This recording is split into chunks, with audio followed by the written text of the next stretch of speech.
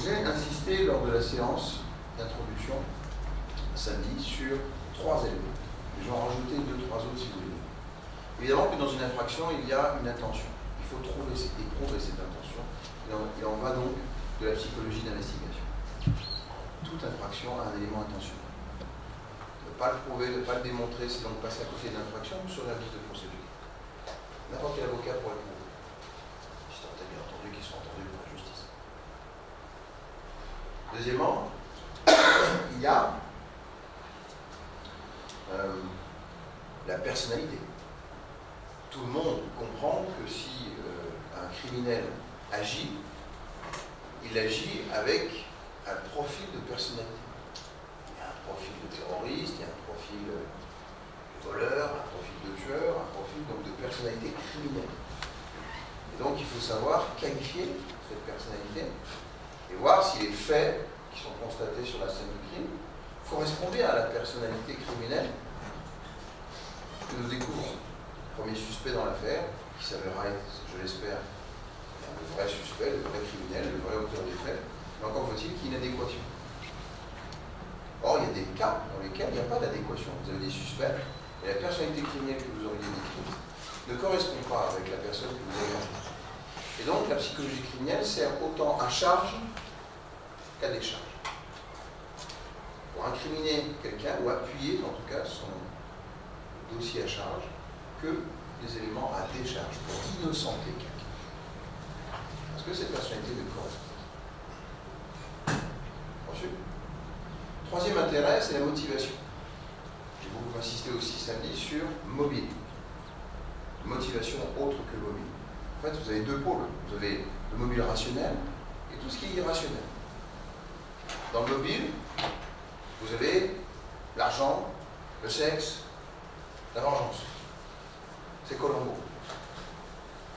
Ce sont les mobiles que l'on a le plus souvent, peut-être même dans plus de 80% des affaires, qui sont des raisons rationnelles. Tout le monde peut comprendre et tout le monde pourrait le faire.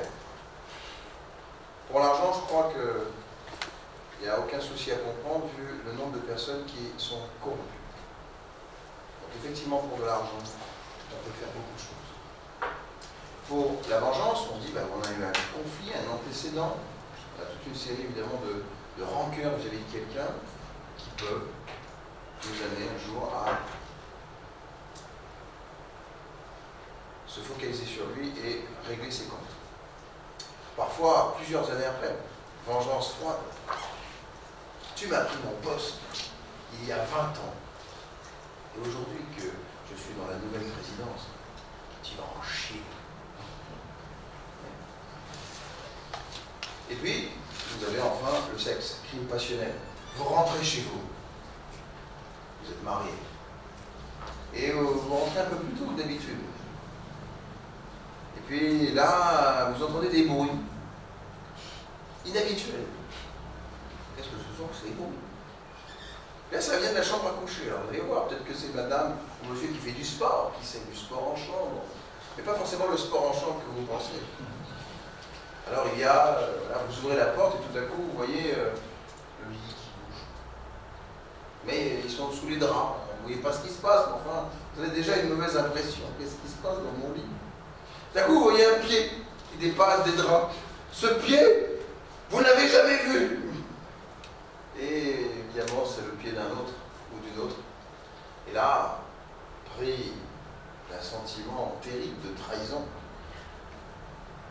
vous prenez votre âme de service et vous tirez sur la personne qui n'est pas celle qui devrait être dans votre maison. Tout le monde peut comprendre ça.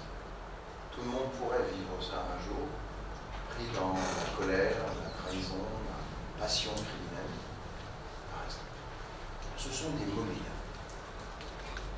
Mais il y a des crimes qui de plus en plus deviennent sans mobile, qui prennent une dimension irrationnelle, qui prennent une dimension, dit-on, de 3 ordres.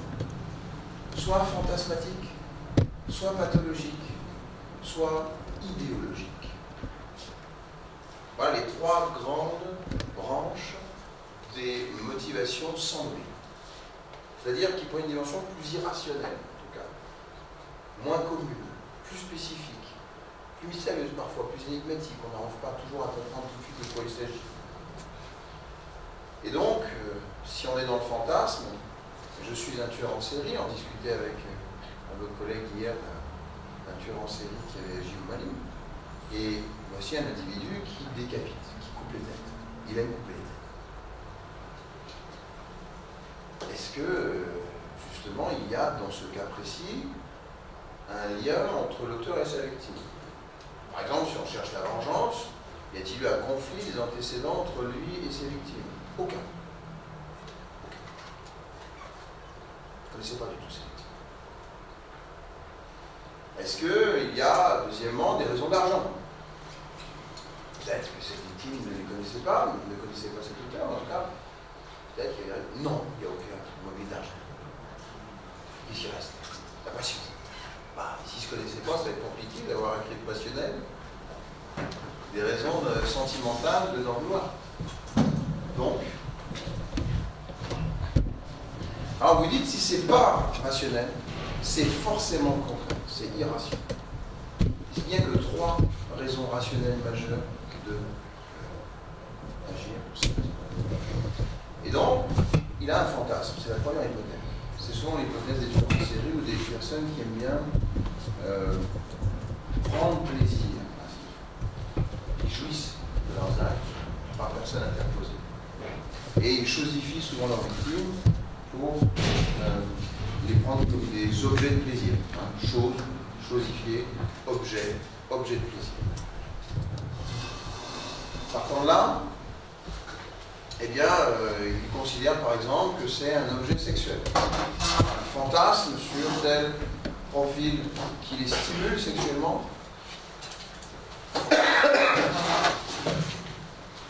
Et il en vient à sélectionner dans la nature, un peu comme s'il faisait son marché. Il se mettait au centre commercial, il dit alors je prends quoi comme chose? Et là il dit ben, je prends quoi comme femme? Oui. Et à partir de là, il prend, il viole, il tue, il fait ce qu'il a envie de faire. Et donc c'est un fantasme sexuel, mais ça peut aussi être un fantasme de pouvoir. Le fantasme sur le maître, je fais un coup d'État. Tellement investi par ma croyance que je suis le meilleur, que je dois absolument construire un empire. Mais si on va aller au Mali, on peut bien sûr aller, vous savez, du temps de Rome avec César. On peut aller bien sûr du côté de Daesh qui veut faire son empire dans le monde. Les dictateurs nazis furent un temps en Europe, etc. C'est-à-dire qu'ils ne vont pas limiter dans le temps ou dans les lieux. En tout cas, fantasme de pouvoir, fantasme sexuel qui amène ensuite à tuer une personne parce qu'elle répond aux critères pour appliquer son fantasme. Deuxièmement, on a la pathologie. Il y a des personnes qui, bien sûr, agissent, qui sont plus ou moins folles, plus ou moins malades mentales, qui n'auront pas de raison rationnelle comme vous et moi, et qui agissent vraiment selon leur maladie, selon leur délire. Ils ont une fausse interprétation de la réalité, et en fonction d'eux, par exemple, voilà, je vois monsieur et je vois mon père qui n'a cessé de m'agresser quand j'étais petit. Il y ressemble tellement que j'ai l'impression de le voir dans mon délire. Et donc, aujourd'hui, j'ai 20 ans, 25 ans, ce père m'a vraiment maltraité.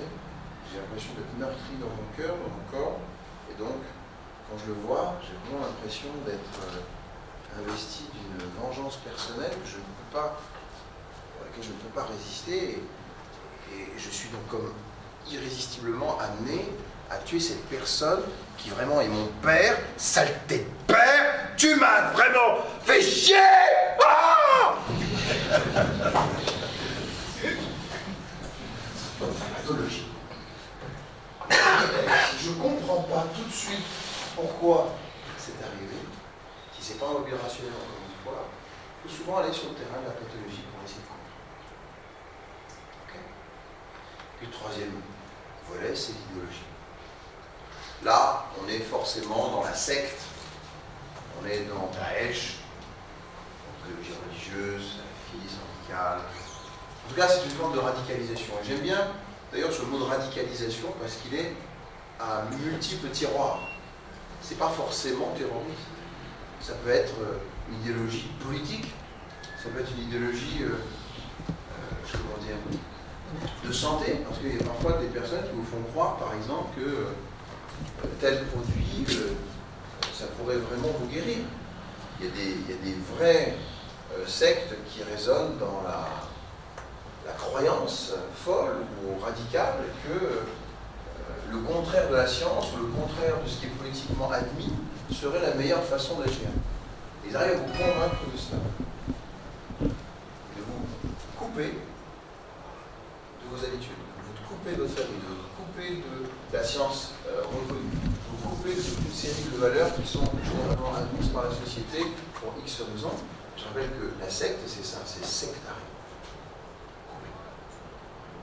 Qu'on coupe vraiment de vos liens avec le passé pour en remettre des nouveaux, un peu comme si on effaçait le disque dur de l'ordinateur et on vous remet un nouveau disque dur version secte. Sauf que vous êtes complètement dépendant, hein, on appuie sur un bouton, vous agissez. On dit vas-y, tu es l'élu, tu es un martyr, va déposer ta bombe. Okay. Donc, c'est ça. Oui, moi je voudrais savoir, par exemple, les crimes rituels, on peut les mettre dans quelle catégorie ici, parmi les mobiles rationnels ou irrationnels? Je n'ai bien compris la question au début, excusez-moi. J'ai dit, les crimes rituels, par exemple. Rituels. Oui. Seulement, ce qui est fréquent chez nous ici, c'est peut-être avec un fétiche là, prendre un enfant déposé sous le fétiche, ou bien même une femme, des jeunes filles qui répondent à certains critères pour pouvoir les immoler au fétiche et consorts. On les classe dans quelle catégorie? Sans mobile. Sans mobile rationnel ou bien? Ah non, irrationnel bien sûr, c'est idéologique. Idéologique parce que ça, là ça se rapproche du religieux, du traditionnel, du culturel, mais rituel. Rituel, j'insiste, c'est le rite. Rite, vous avez tout de suite une connotation religieuse qui arrive. Mais il y a aussi les habitudes, ce qu'on ne cesse de faire par tradition. Qu'on répète, rituel. Et donc, c'est donc l'idée que vous ne ferez jamais autrement. C'est pour ça que ça existe encore aujourd'hui, ça pourra traverser les âges, les générations, le temps comme ça, parce que ça ne cesse de se répéter. Donc, quelque part, la société, enfin, ceux qui pratiquent les rituels, n'évoluent pas avec leur société. Ils en restent à leur tradition. Et si c'est des traditions ancestrales, bah, ils en seraient aux années, je sais pas, moins de 200 avant voilà, avec en tout cas il y a très longtemps, et donc qui vont les appliquer aujourd'hui. Donc c'est forcément religieux, c'est forcément idéologique, c'est forcément sans aucune apparence. Mais cependant, il y a des rites qui selon les partenaires qui donnent l'argent, donc on peut le faire souvent pour gagner de l'argent. Oui, bien sûr. Alors c'est une bonne... Là, pour le coup, je suis assez d'accord. C'est-à-dire qu'on peut avoir des situations hybrides ou mixtes. Mais là, ça m'amène tout de suite à vous renvoyer un document que je vous donnerai donc en clé USB, qui s'appelle le manuel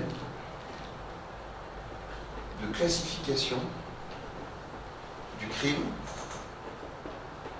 du FBI. Alors, c'est un ouvrage qui, Dieu soit loué, est en version libre sur Internet. Donc, si vous avez une clé USB, même, ce que je vous invite d'ailleurs à faire durant toute la semaine, vous avez une clé USB, je vous donne tous les documents qu'on verra en cours. Y compris ce livre. Ce livre, c'est quand même un pavé, hein, c'est quelque chose comme 600 ou 700 pages. Mais à l'intérieur, vous avez absolument tous les types de classification qui sont déjà répertoriés, dont celle-ci. C'est-à-dire le fait d'avoir un mélange entre une version plus irrationnelle, religieuse, mystique ou autre, et puis d'y retirer un bénéfice crapuleux ou monétaire, financier, etc. Et donc oui, bien sûr, mais vous savez, les sectes, réfléchissons 30 secondes. Une secte a nécessairement une part de financement. Daesh a nécessairement une part de financement. Al-Qaïda aussi, toute organisation criminelle, crime organisé, qui aurait même une dimension religieuse quelque part, a une dimension de financement. C'est-à-dire qu'il ne faut pas en fait, il faut déjà distinguer les sectes ou les organisations dont le financement est l'objectif ou la cause, le moyen. Donc. Il y a des organisations dont l'objectif pur, tel un homme d'affaires qui va créer son holding, son empire, sa firme, va développer évidemment ça pour l'argent. Son premier objectif, c'est en tant qu'homme d'affaires gagner toujours plus. C'est donc un mobile crapuleux qu'il a. Mais ensuite, vous regardez l'organisation rituelle, ou le rituel dont on parle, est-ce que son premier objectif est gagner l'argent? Donc il faut toujours essayer d'évaluer l'objectif principal premier. Donc, et à partir de là, si vous avez d'autres objectifs, déjà ils sont secondaires, on va peut-être mélanger, mais il faut quand même garder la dominante. Et à partir du moment où la dominante est plutôt irrationnelle, alors on va classer dans l'irrationnel.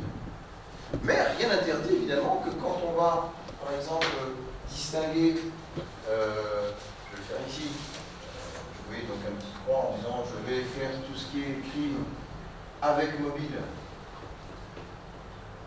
et là sans mobile, donc plutôt tout ce qu'il est en train de dire, bah, il se peut ici qu'on ait, tel qu'on est là, l'organisation dont vous parliez, 60%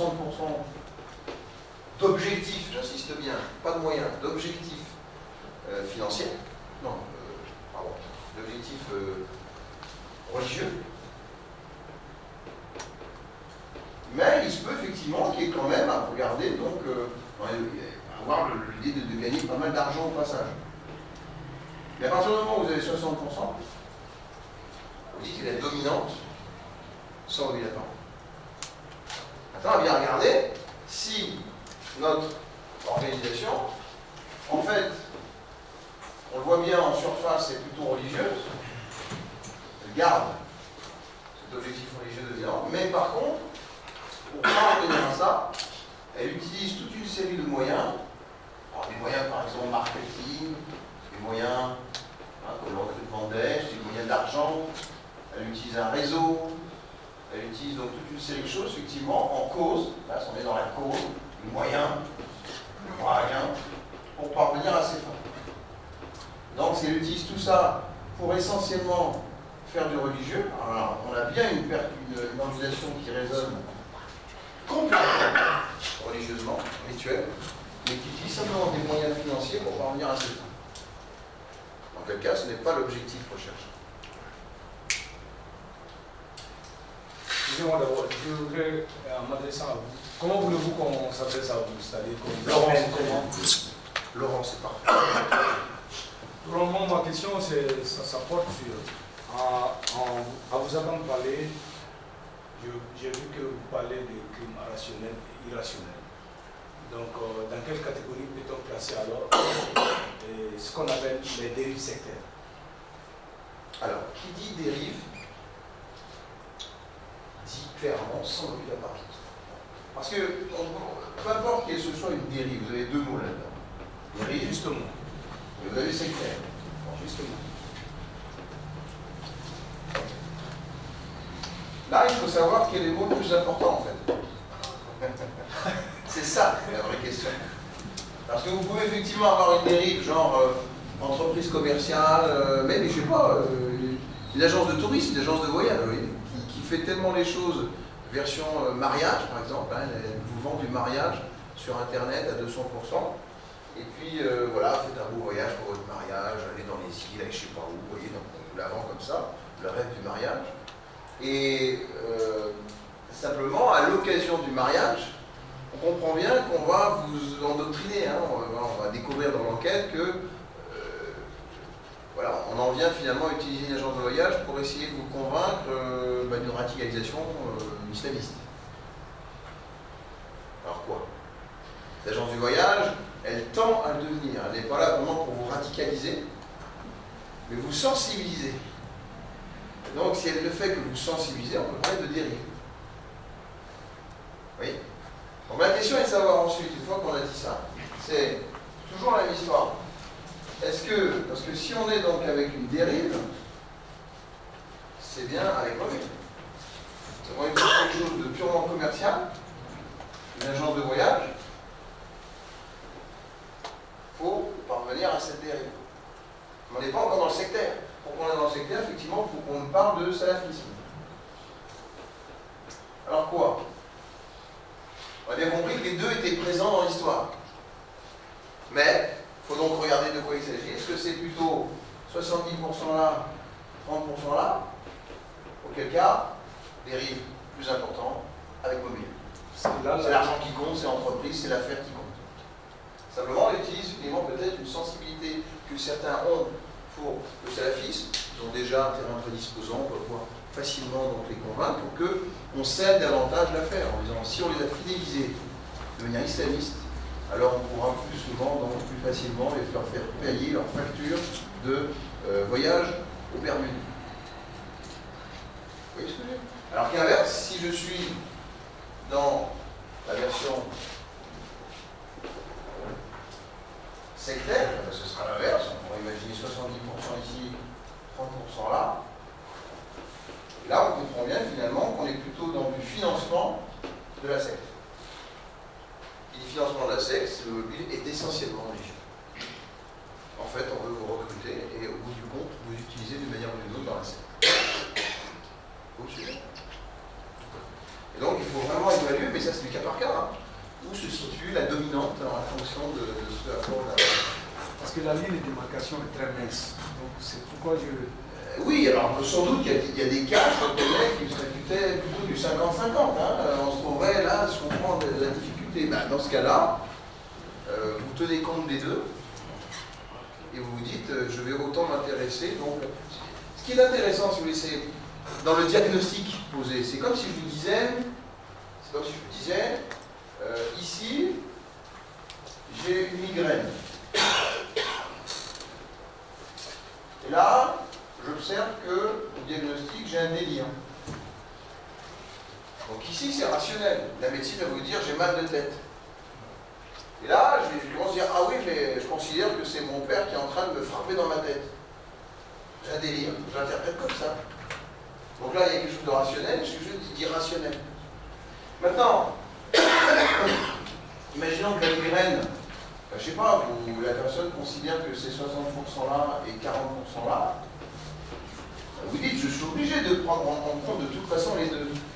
Mais je me dis que si je dois tenter de résoudre le problème chez ce monsieur, chez ce patient, en étant plutôt médecin du crime cette fois-ci, ben je vais m'attaquer à la source du mal, la dominante, en me disant, je vais d'abord régler cette migraine, et très vraisemblablement, puisque c'est la dominante, à voir, mais on va vérifier quand même, eh ben, si j'enlève la migraine, logiquement, le délire ne va pas rester, puisqu'il est secondaire et peut-être même lié à la migraine.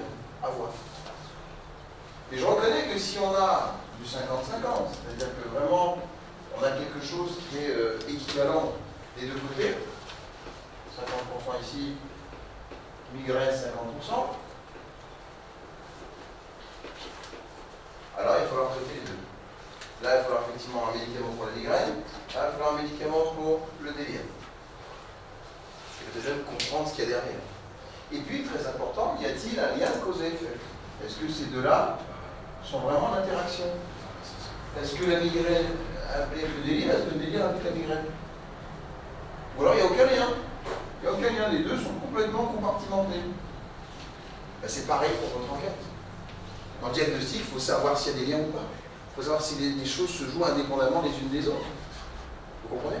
Et en fonction de ça, vous allez pouvoir démonter votre mécanisme, vous dire, ben, le montage de cette entreprise, quelque part, de cette organisation criminelle, c'est de jouer sur les deux tableaux, ou alors, il y a vraiment, comment dire, un lien de cause à effet entre les deux, il va falloir le démonter aussi, et évidemment que c'est dans la preuve que vous allez apporter, et les personnes ressources qui amènent à cette configuration spécifique, que vous allez pouvoir agir.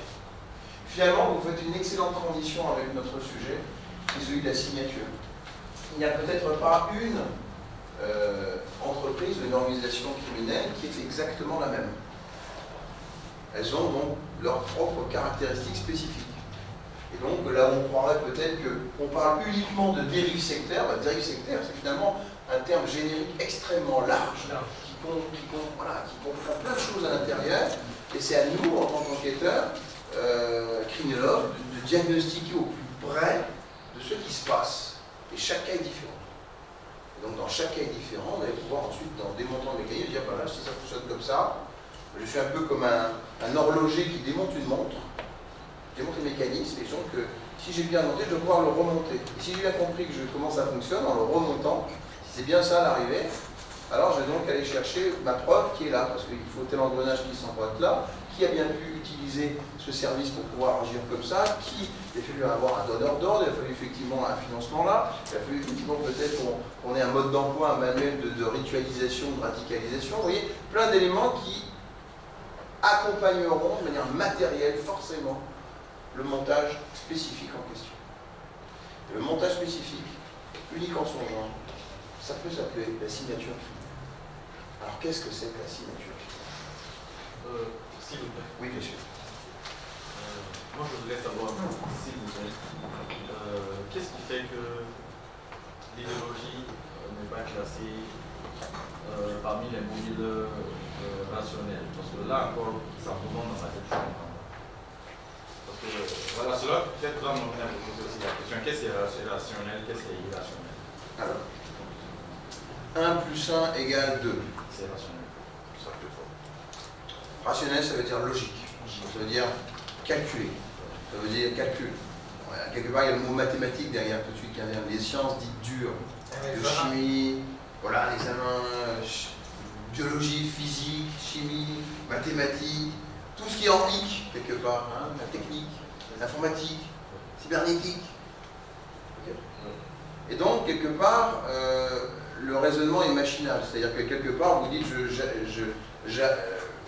je fais un tas de 10 billets de 100, bah, ça fera forcément 1000. Il n'y a pas à réfléchir, il n'y a pas à interpréter, il n'y a pas à évaluer cette situation-là, c'est du sûr. Donc quelque part, ce qui est rationnel, c'est, en disant un truc très simple, du coup c'est très simple, c'est l'idée que tu m'as pris mon argent, je vais le reprendre. Tu m'as pris mon poste, je vais me venger. Vous voyez, c'est vraiment basique et de nouveau un hic dans le basique, élémentaire, mon cher Watson. Bon. Donc il y a un côté comme ça automatique aussi. Automatique. Voilà. 1 plus 1 égale 2. Voilà. E égale MC2. Toujours la même histoire. Alors que ce qui est irrationnel, déjà, on est dans la discussion. Voilà. L'exemple de la question qu'il a posée, c'est vraiment, voilà, si on ne sait pas, justement, c'est un très bon signe, un très bon indicateur, un premier indicateur en tout cas, on ne sait pas si c'est logique, alors c'est déjà illogique. C'est-à-dire que vous devriez savoir que 1 plus 1 égale 2, si vous ne savez pas ça, si vous ne le voyez pas comme ça, si ce n'est pas clair pour vous, alors c'est qu'il y a une dimension, au moins, une composante à l'intérieur d'irrationnel. D'ailleurs, c'est ce que j'allais vous dire en matière de signature. Lorsqu'un agent du FBI ou n'importe quel policier digne de ce nom qui connaît le concept de signature criminelle arrive sur une scène d'intervention ou entre dans une affaire quelle qu'elle soit, si pour lui les choses sont claires au sens où les indices ou les premiers éléments matériels vraiment ne lui laissent aucun doute permis, hein, en première hypothèse de travail, que tout semble logique et rationnel, c'est du déjà vu, c'est du déjà connu d'une manière ou d'une autre, on rentre bien dans les classifications qu'on connaît bien depuis longtemps, alors il n'y a rien d'irrationnel. De vérification bien sûr, mais globalement on est dans la direction claire du rationnel à plein régime. En revanche, voilà, il arrive sur la scène du crime, il regarde, là vous commencez à lire les pièces du dossier, vous interrogez le type, là vous posez une vraie question, mais de quoi parle-t-il? De quoi il s'agit? C'est vraiment pas clair cette histoire-là. Et dans le pas clair, c'est aussi, oh c'est bizarre, c'est étrange, pourquoi il a fait ça? Il y a un comportement que vous détectez sur... c'est pas clair. Vous dites, je connais pas cette histoire-là, ou je comprends pas vraiment cette histoire-là, c'est un flou. Ben, si c'est flou, c'est qu'il y a un mélange au moins de la rationnelle et l'irrationnel. Mais c'est bien sûr la composante irrationnelle qui t'amène à ce que ce soit flou. Alors ta question qui était première? Voilà, c'est en quoi l'idéologie est-elle rationnelle, rationnelle. Eh bien, tu peux avoir des idéologies qui, évidemment, peuvent avoir une forme rationnelle. Le manuel, la Bible, le Coran, tu vois, des textes avec des règles, des commandements. des choses qui vont ponctuer comme ça des repères, évidemment, dans l'idéologie quelle qu'elle soit. Et là, c'est rationnel. La forme est rationnelle, peut l'être en tout cas. Mais après, il faut être plus subtil en se disant, est-ce que le fond l'est? Le fond, c'est une croyance. Quoi qu'il arrive, c'est-à-dire que tu prends ou tu ne prends pas. Si tu crois ou si tu ne crois pas, plus ou moins d'ailleurs. Et donc, la croyance, le fond de la croyance, c'est évidemment irrationnel. Personne ne peut aujourd'hui prouver la présence de Dieu. Rationnellement. Rationnellement, c'est toute la différence entre la raison et la croyance. Oui, la raison et la croyance. Si vous êtes dans la raison, c'est un très bon exemple. Hein. Si vous voulez peut-être vous en souvenir comme ça, c'est peut-être encore mieux. La raison, c'est le mobile. L'irrationnel, c'est Dieu. Voilà, c'est tout ce qui est sans mobile apparent, sans motivation rationnelle. Donc vous dites, est-ce que le type, il s'est explosé parce qu'il s'est uniquement focalisé sur la forme du manuel Daesh? Non, c'est parce qu'évidemment, il savait dans son cœur, croyait-il en tout cas, ou suffisamment convaincu, endoctriné qu'il l'était, que ce Dieu-là lui disait d'exécuter l'ordre qui lui était donné, de lancer cette bombe, et de se tuer avec, et de devenir martyr. Il le croyait, comme il croit qu'il y a 36 000 femmes qui l'attendent au paradis, après ça, comme il croit vraiment qu'il va être l'élu, qu'il va être à côté des prophètes, juste à côté de lui, et comme il croit toute une série de choses de ce genre-là, auxquelles on l'a bien préparé. Donc il peut y avoir une... Pardon, je finis juste la logique avec Jean. Il y a aussi une méthode. La méthode peut être logique et rationnelle. C'est-à-dire comme il y a des méthodes de recrutement ou des méthodes je dirais, de préparation mentale pour favoriser la radicalisation. Mais à partir du moment... D'ailleurs, le mot radicalisation, c'est l'action de radicaliser. C'est la persuasion de radicaliser. C'est convaincre, la conviction, radicalisation, oui, sur l'action. Donc ça veut dire que c'est tous les moyens qu'on met en œuvre pour préparer mentalement une personne à l'être. Mais au bout du compte, la finalité, c'est elle croit. Elle croit, elle est convaincue que c'est ça. Ça, c'est le fond de l'histoire. Et le fond de l'histoire, c'est bien l'idéologie. C'est bien quelque chose d'irrationnel qui n'appartient qu'à lui, tant voilà, c'est devenu une conviction dans son cœur. Tu vois, un autre exemple que je pourrais donner, c'est que tu tombes amoureux de quelqu'un, homme ou femme, mais vraiment l'amour. Et tu te dis, dans ton cœur à toi, bah, tu crois quoi à ce moment-là? Qu'elle est l'élu, que c'est ta femme, que tu vivras avec elle toute sa vie si tu es vraiment amoureux. Et réciproquement, je l'espère pour toi. Mais ça se fonde quand même en partie, ou en bonne partie, au fond de l'histoire, dans ton cœur, sur un sentiment qui n'appartient qu'à toi. Alors qu'il y a plein d'autres personnes qui vont dire, ouais, mais tu sais, fais attention avec celle-là. Tu vas dire, ah ouais, mais celle-là, je savais qu'elle était déjà comme ça. Tu vois, il y a plein de gens aussi qui jalouent pas, hein, peuvent te dire des choses que tu n'entendras même pas, parce que tu es tellement amoureux que tu en deviens presque aveugle. Voilà. Alors après, on pourra te dire, bah, pour devenir amoureux, on peut peut-être te préparer en te disant, on t'a dit, ah, elle était comme ça, tu sais, elle est tellement bien, ah, ça va être super, une bonne famille, je sais pas quoi. Ou alors, ah, vraiment, tu sais, ah là là là là. Et là, tu dis, tu rêves, tu es là, ah, ma chérie, ah là. Pareil, tu vois ce que je veux dire, c'est le fond de la croyance. C'est le fond de ta conviction, en tout cas, dans ton cœur. Bah, ça, c'est irrationnel. Ça ne concerne que toi, et c'est pour ça que tu tombes amoureux d'ailleurs. Oui, en parlant d'idéologie, je ne parle pas. C'est pas votre aspect en compte seulement l'idéologie sur le plan religieux. Oui. Uniquement sur le plan religieux. Non, ça peut être plein de choses. Parce que je me demande, par exemple, les communistes, par exemple, ils ont leur idéologie à part. Et ils peuvent commettre, par exemple, des actes. Est-ce que là, ce serait irrationnel ou rationnel? C'est irrationnel à partir du moment où on parle de la croyance. C'est-à-dire le fait que l'idéologie devient première dans leur motivation. Ouais, tu prends un parti politique, tu prends n'importe lequel, et tu te dis, mais justement, ce qui l'identifie, ce parti, c'est qu'il a des idées, un programme, bien évidemment. Mais si tu parles du communisme, c'est plus qu'un mode d'emploi. C'est évidemment la croyance que quoi?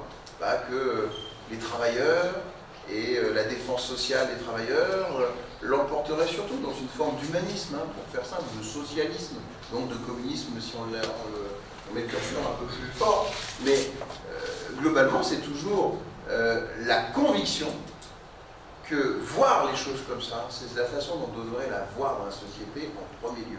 C'est ce qui devrait l'emporter sur tout le reste. Sinon, il ne serait pas convaincu de ça, il ne le défendrait pas en première hypothèse, tu vois.